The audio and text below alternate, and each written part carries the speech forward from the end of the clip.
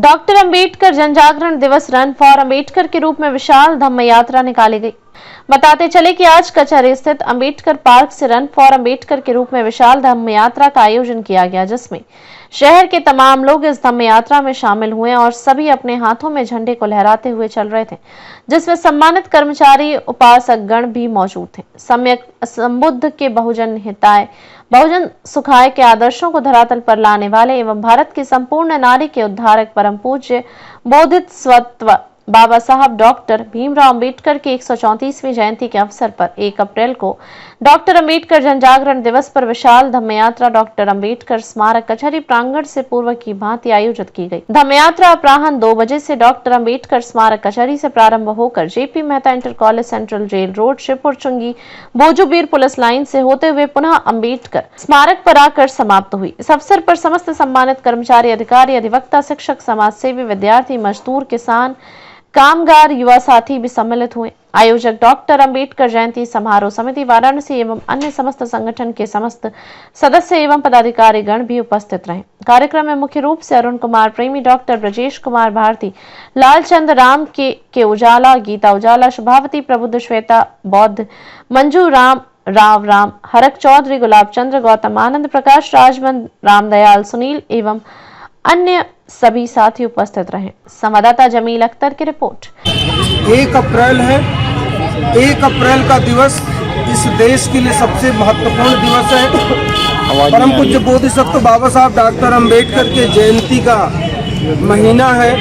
14 अप्रैल को बाबा साहब अंबेडकर की जयंती है और उनकी जयंती का प्रारंभ 1 अप्रैल से हो जाता है। पूरे महीने बाबा साहब की जयंती विभिन्न जिला मुख्यालयों पर, प्रदेश के मुख्यालयों पर, देश के मुख्यालय पर और विभिन्न गांवों में मनाई जाती है। इसलिए आज का दिवस बहुत महत्वपूर्ण हो जाता है।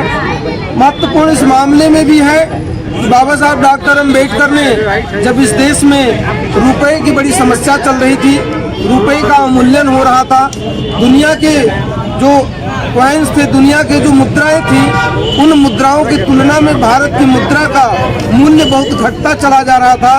बाबा साहब doctor Ambedkar London school of economics में पीएचडी थे और भारत में पहले व्यक्ति थे जो विदेश से पीएचडी की डिग्री अर्थशास्त्र में प्राप्त करके आए हुए थे।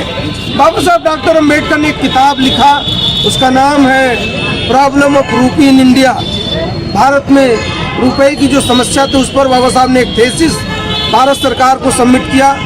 उस समय ब्रिटेन के वायसराय यहाँ शासन का प्रभार देख रहे थे और ब्रिटेन के वायसराय ने उस थीसिस के अवलोकन किया और उसके बाद उसी के आधार पर बाबा साहब डॉक्टर अंबेडकर के उसी थीसिस को बेस बना करके इस देश में एक केंद्रीकृत बैंक की स्थापना हुई, जिस केंद्रीकृत बैंक को भारत में रिजर्व बैंक ऑफ इंडिया कहा जाता है। हर देश में एक केंद्रीकृत बैंक है।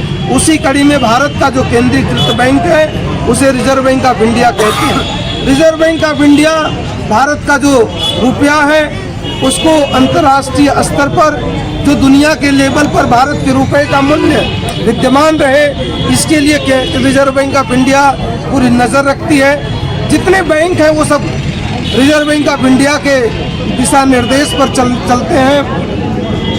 जितने अन्य वित्तीय संस्थान हैं वो सब रिजर्व बैंक ऑफ इंडिया के नियमों का पालन करते हैं। तो बाबा साहब अंबेडकर का ये बड़ा योगदान रहा कि उन्होंने रिजर्व बैंक ऑफ इंडिया की स्थापना में जो भारत का केंद्रीकृत बैंक है उसमें अपना बड़ा योगदान दिया। इस देश में बाबा साहब अंबेडकर के बदौलत लोकतंत्र स्थापित हो सका। इस देश में छुआछूत अगर समाप्त हो सका तो बाबा साहब डॉक्टर अंबेडकर के बदौलत समाप्त हो सका। इस देश में महिलाओं को पढ़ने का और सम्मान से जीवन जीने का अधिकार मिल सका तो बाबा साहब डॉक्टर अंबेडकर की बदौलत मिल सका। पहली बार बाबा साहब अंबेडकर ने प्रसूति अवकाश को जब स्वीकृत कराया था तो एक अद्वितीय घटना थी। इसके पहले कोई सोच भी नहीं पा रहा था कि महिलाओं को प्रसूति अवकाश मिलना चाहिए।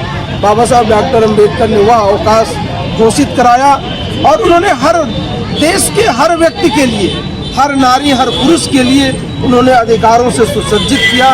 बाबा साहब डॉक्टर अंबेडकर का ऋणी हमको होना चाहिए इस देश के हर व्यक्ति को बाबा साहब अम्बेडकर का ऋणी होना चाहिए, लेकिन हम उनके ऋणी जरूर हैं, उनका कर्जा हमारे ऊपर है।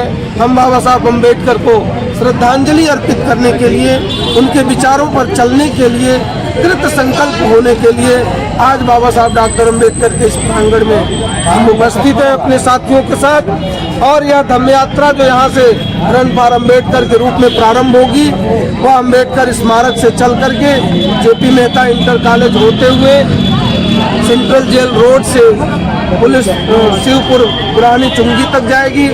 उसके बाद गिलट बाजार पुलिस चौकी, भोजूबीर तहसील जो सदर तहसील है, वहाँ सदर तहसील में हमारे तहसील के जो कर्मचारी अधिकारी हैं, उन्होंने वहाँ हमारे नाश्ते का इन बच्चों के लिए प्रबंध किया और पूरे शहर का भ्रमण करते हुए पांडेपुर से होते हुए धम्म यात्रा पुनः यहाँ पर समापन हो। आज भी देखा जाए कुछ गाँव संज्ञेय अपराध की श्रेणी में आता है।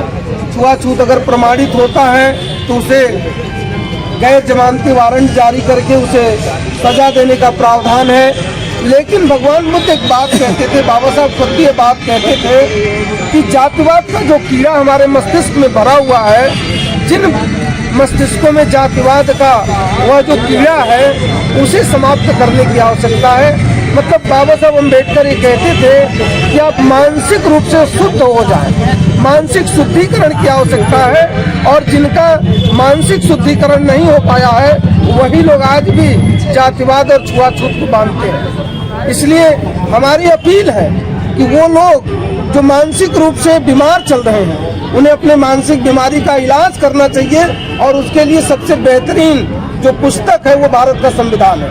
अगर उसे पढ़ेंगे तो उसमें वो इलाज लिखा हुआ है।